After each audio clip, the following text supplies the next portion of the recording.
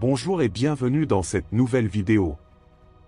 Aujourd'hui, on plonge dans l'histoire fascinante des Templiers, ces mystérieux chevaliers qui ont marqué le Moyen-Âge. Leur ascension fulgurante, leurs secrets, leur chute brutale. Et les légendes qui les entourent continuent de captiver le monde. Était-ce simplement un ordre militaire religieux, ou les gardiens d'un trésor caché et de mystères inavouables? Restez bien jusqu'à la fin, car vous pourriez découvrir des détails que l'histoire a préféré garder dans l'ombre. Alors, asseyez-vous confortablement et laissez-moi vous emmener dans cette aventure hors du commun. Mais attention! Ce que vous allez entendre pourrait bien changer tout ce que vous pensiez savoir. Abonnez-vous et activez la cloche, car cette histoire ne fait que commencer. Prêt à lever le voile? Allons-y! Les Templiers et les secrets de la diplomatie silencieuse. Leur réseau d'agents et de messagers secrets. Bien que les Templiers soient souvent perçus comme un ordre militaire et religieux, leur véritable force résidait peut-être dans un domaine plus subtil, la diplomatie silencieuse. Loin des champs de bataille, les Templiers auraient mis en place un réseau sophistiqué de messagers, d'agents et de négociateurs opérant dans l'ombre.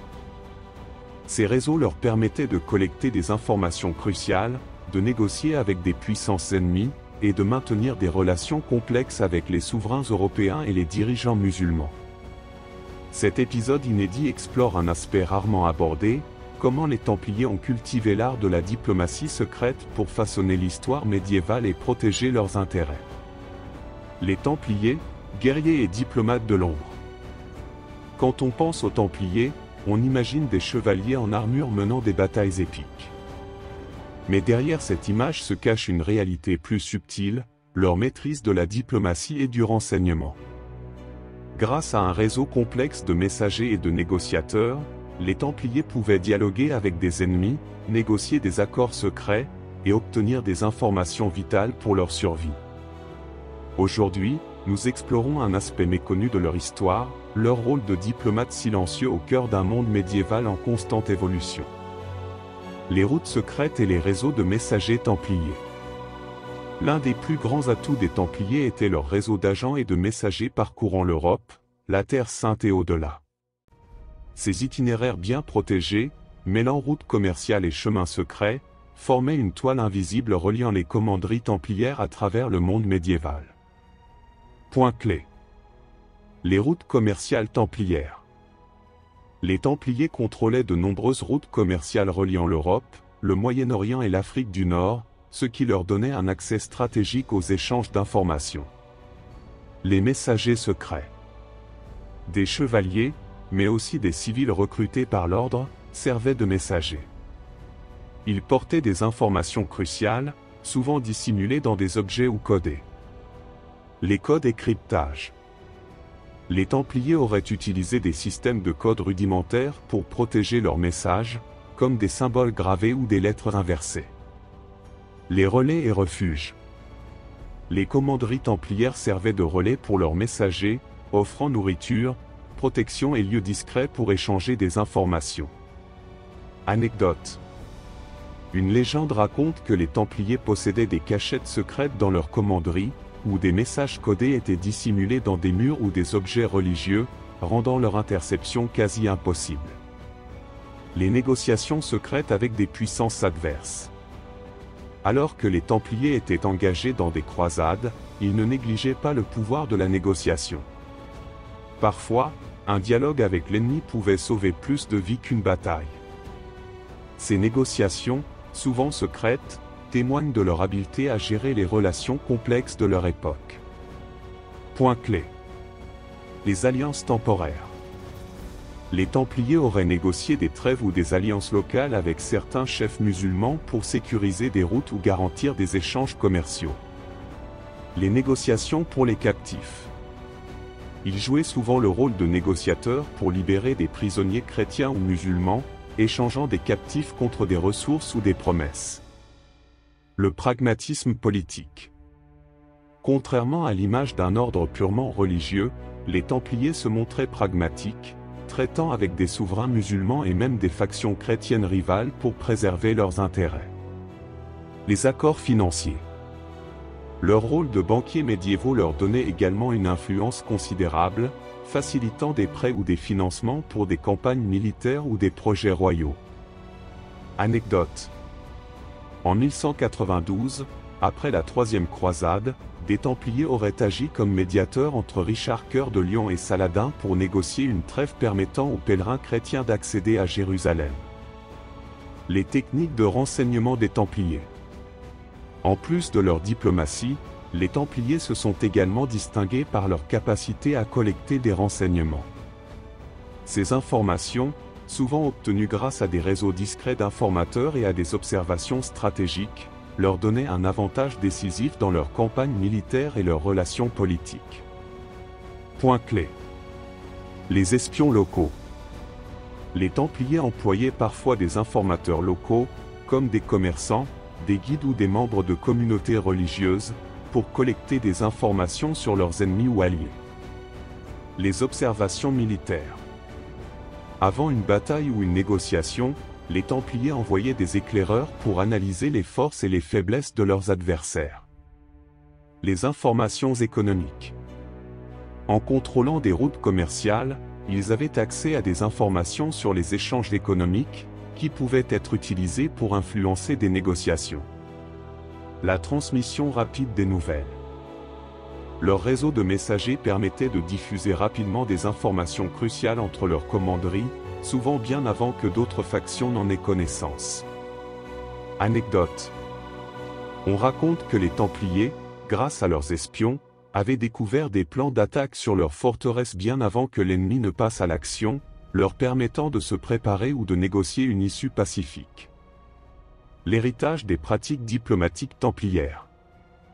Bien que les Templiers aient disparu en tant qu'ordre, leur expertise en diplomatie et en renseignement a peut-être influencé les pratiques ultérieures des royaumes européens et même de certaines organisations secrètes. Leur capacité à manœuvrer dans l'ombre a laissé un héritage fascinant. Point clé. L'influence sur les ordres religieux militaires. Les Hospitaliers et les Teutoniques, qui ont survécu à la dissolution des Templiers, auraient repris certains de leurs réseaux et pratiques diplomatiques. Les racines des systèmes modernes. Certains chercheurs suggèrent que les réseaux templiers pourraient avoir inspiré les premières formes de services diplomatiques ou de renseignement en Europe. Les liens avec les sociétés secrètes. Les théories modernes sur les sociétés secrètes, comme les francs-maçons, évoquent parfois l'idée que des pratiques de communication discrètes ou de réseaux clandestins pourraient provenir des Templiers. L'importance de l'information. Les Templiers ont montré que, même à une époque dominée par la force militaire, l'information et la diplomatie pouvaient souvent être des armes encore plus puissantes. Anecdote. Une lettre codée attribuée aux Templiers, découverte dans les archives du Vatican, détaille des informations stratégiques sur les routes commerciales de la Méditerranée, suggérant un rôle d'observateurs économiques et politiques sophistiqués. Les maîtres de l'invisible. Derrière leurs armures et leurs épées, les Templiers étaient aussi des maîtres de la diplomatie et du renseignement. Leur capacité à manœuvrer dans l'ombre, à négocier avec des ennemis et à collecter des informations a été un élément clé de leur pouvoir et de leur influence. Ces pratiques, bien que peu visibles, témoignent de leur intelligence stratégique et de leur vision du monde médiéval. Aujourd'hui encore, leur rôle de diplomate silencieux continue de fasciner, révélant une facette méconnue de cet ordre légendaire. Les Templiers et leur influence sur la gestion des catastrophes naturelles. Préparation, secours et reconstruction. Les Templiers, souvent perçus comme des guerriers et des bâtisseurs, auraient également joué un rôle méconnu dans la gestion des crises dues aux catastrophes naturelles au Moyen Âge. Qu'il s'agisse de sécheresse, d'inondations ou de famine, les Templiers se sont impliqués dans des efforts de secours et de reconstruction, en mobilisant leurs ressources, leurs infrastructures et leurs réseaux d'influence. Cet épisode inédit explore leur rôle dans la préparation, l'aide humanitaire et la résilience des communautés qu'ils protégeaient, révélant un aspect peu étudié de leur mission. Les Templiers face aux forces de la nature. Si les Templiers sont connus pour leurs batailles et leurs forteresses, ils étaient aussi des protecteurs des communautés sous leur charge. En cas de catastrophe naturelle, qu'il s'agisse d'une sécheresse, d'une famine ou d'une inondation, l'ordre jouait un rôle clé dans l'aide humanitaire et la reconstruction.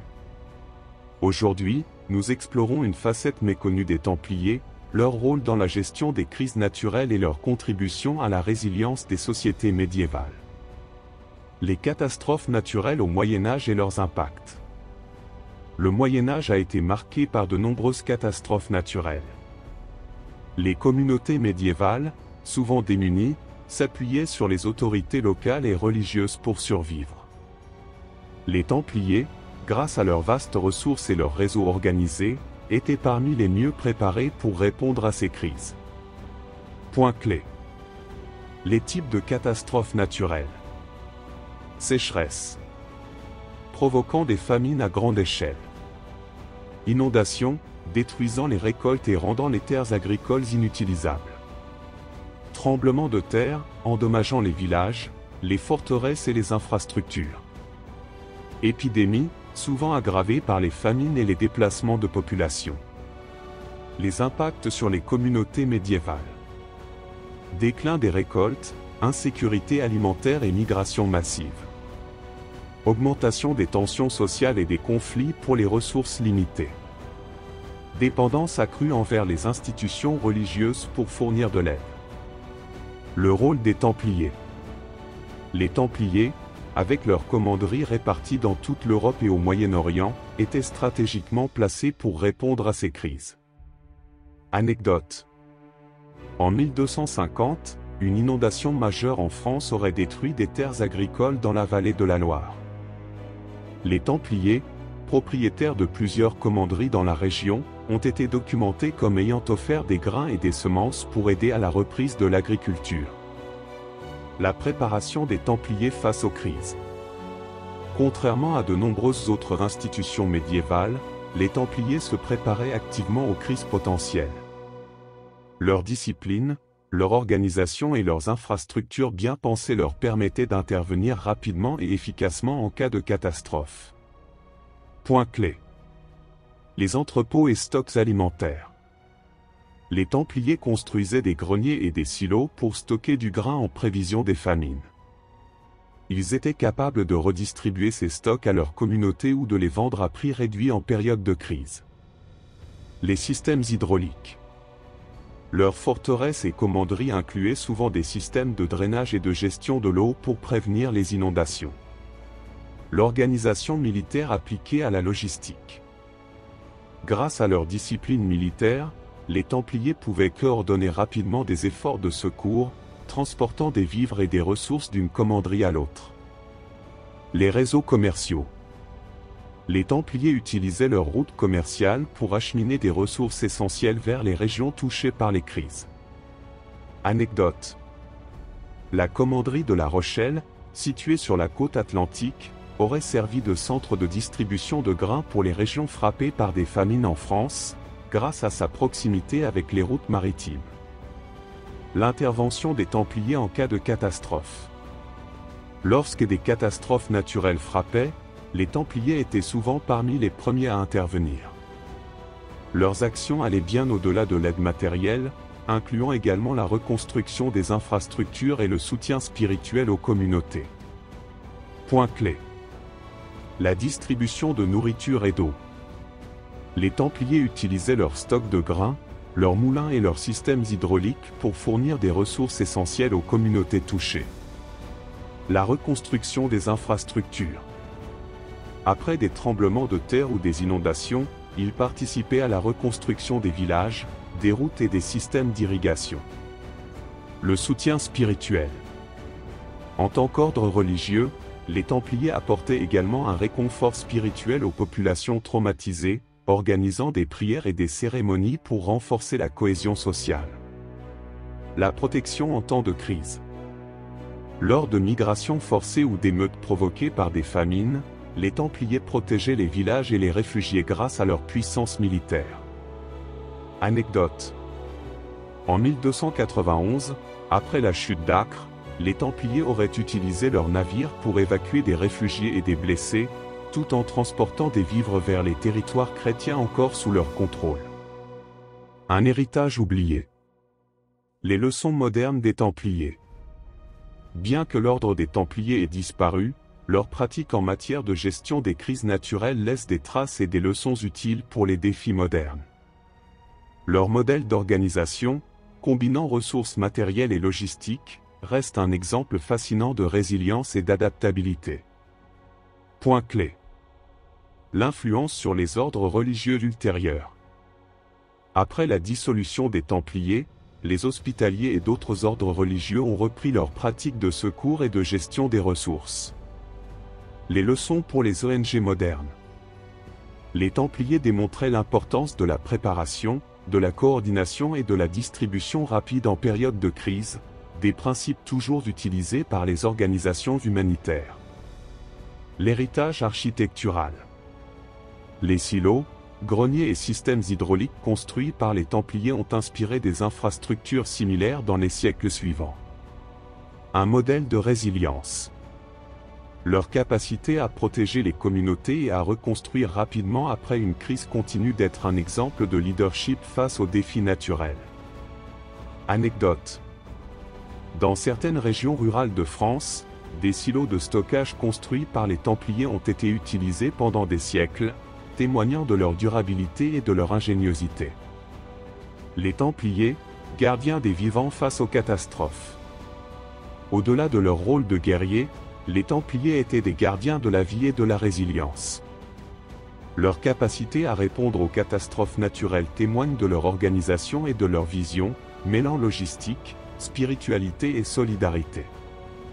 Cet aspect souvent oublié de leur histoire montre que leur mission allait bien au-delà de la guerre, les plaçant comme des protecteurs des communautés en temps de crise. Le prochain épisode. Dans notre prochain épisode, nous explorerons un autre mystère fascinant des Templiers. Les Templiers et les expériences de psychologie collective. Gestion des groupes et disciplines dans l'ordre. Les Templiers et les arts perdus du temps. Maîtrise de l'horlogerie, des astrolabes et de la mesure du temps. À très bientôt.